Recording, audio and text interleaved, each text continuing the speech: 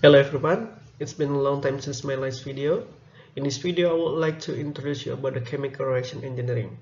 As we know, chemical reaction engineering is very important for us as a chemical engineer and has a vital role for us as chemical engineer in order to get more understanding of our jobs, our role as a chemical engineer. The agenda hari ini adalah why chemical engineer can be different, application of chemical reaction engineering, mole balance, and reaction rate. Why chemical engineer can be different? As we know, chemical kinetics is the study of chemical reaction rates and reaction mechanism. The study of chemical reaction engineering combines the study of chemical kinetics with reactors in which the reaction occurs. And then chemical kinetics and reactorization are the heart of the producing almost all industrial chemical.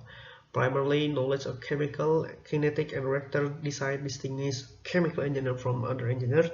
Selection of a reaction system that operates in the safest and most manner can be the key of the economic success or failure. Ya, jadi bedanya chemical engineering dan lainnya adalah kita membahas tentang reaction, di mana di chemical reaction engineering itu membahas tentang study chemical kinetics di dalam reaktor, which the reaction occur, artinya di mana reaction tersebut terjadi. Application of chemical reaction engineering, pertama ada di industrial process, manufacturing of chemical, pharmaceutical, and etc. And then research and development for waste treatment, microelectronic, nanoparticle, and many more. So the algorithm and pillars of the CRE, pertama kita harus menentukan mole balance, kemudian ada rate laws, stoichiometry, energy balance, combine, and the solution. You can see this pillar on the book Element of Chemical Reaction Engineering by Scott Vogler, di mana kita memiliki pilar mole balance, rate laws, stoichiometry, energy balance, diffusion, and contacting. Di mana bangunan di atasnya adalah design of chemical reactor, PFR, CSTR, batch, dan lain-lain. Analysis of rate data, laboratory reactor, kemudian lain-lain. Ada modeling real reactors, knowledge of thermal operation, multiple steady state, mass thermal limitation, and multiple reaction.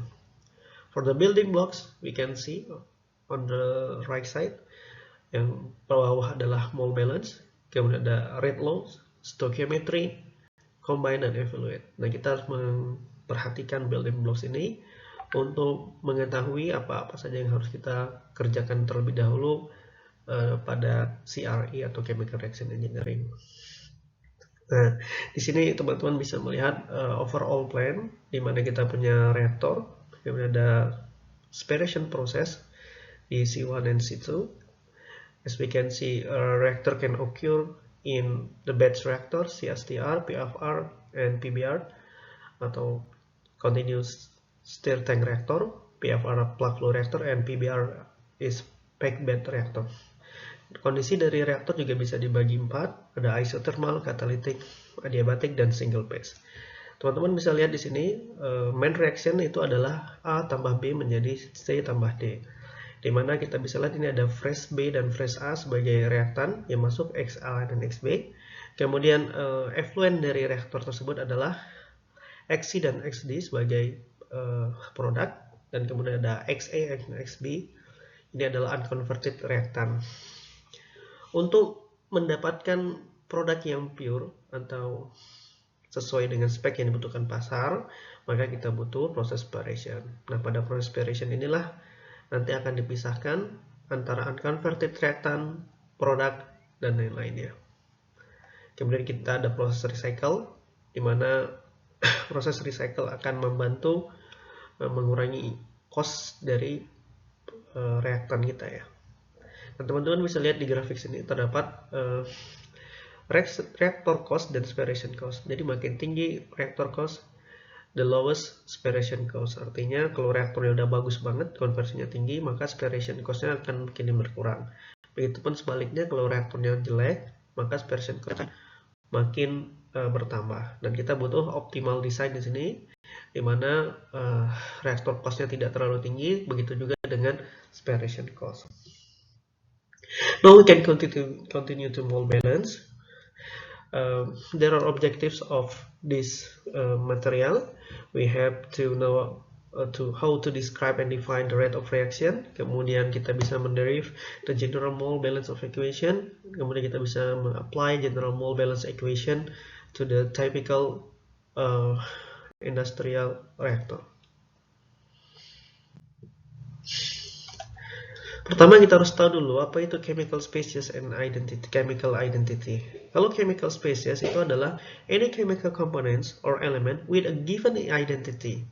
What is identity? Nah, chemical identity adalah a term used to describe the unique characteristic of a chemical species that distinguish it from others. Artinya ada suatu keunikan atau karakteristik tertentu yang tidak dimiliki oleh chemical atau substance yang lain dari chemical species tersebut. Contohnya adalah chemical composition, molecular structure, dan isotopic composition. There are three ways to chemical species lose their identities. Pertama ada decomposition, di mana hydrogen peroxide itu menjadi H2O plus O2.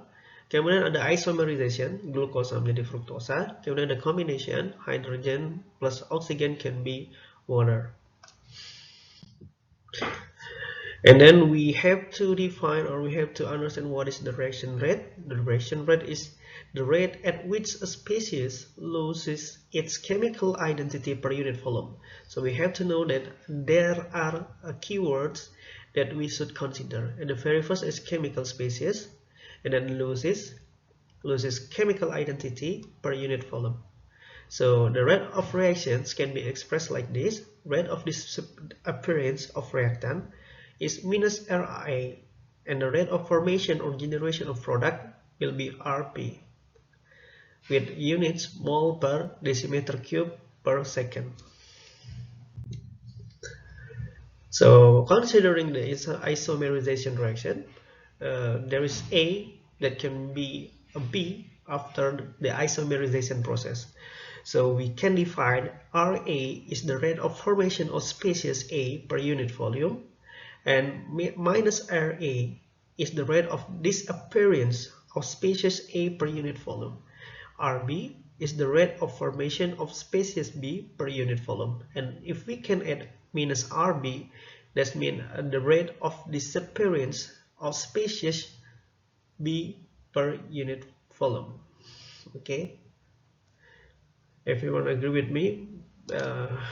So we can highlight this. The formation is minus RA, and the disappearance is minus RA.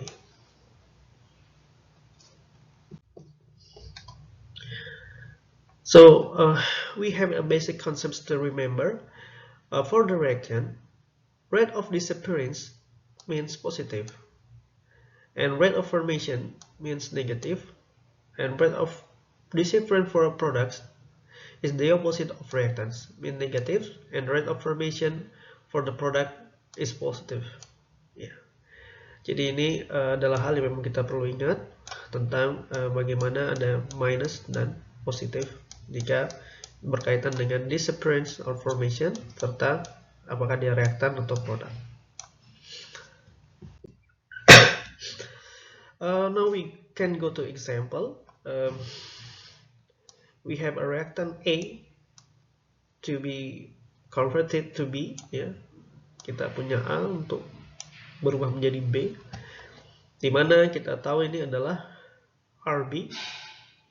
RB adalah species B yang forming at a rate 0,2 moles per decimeter cube per second, sedangkan minus RA itu adalah 0,2 mol per decimeter kubik per second. Nah, jadi yang minus sama plusnya itu bukan di tanda yang ini ya.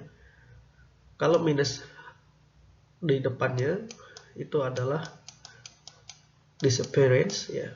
Tapi kalau pada unit volume, mol per volumenya, maka itu menandakan dia terforming atau terdisappearing.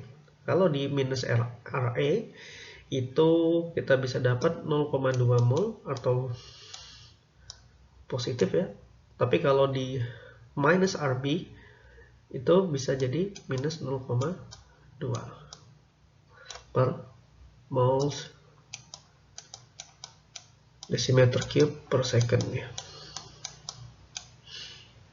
Ini bedanya, berarti bedanya bukan di lambang minus Ra atau minus Rb, tapi di nilainya. And for you to remember, for catalytic reaction, minus Ra accent, the rate of disappearance of species A on per mass of catalyst basis. Jadi kita nggak pakai decimeter cube lagi, tapi pakai gram katalis ya. Mana dCA per dt itu bukan rate of reaction. Okay, thank you for your attention. The reference can be seen pada Vogler HS, Element of Chemical Reaction Engineering, dan YouTube channel Learn Chemical Engineering. Thank you.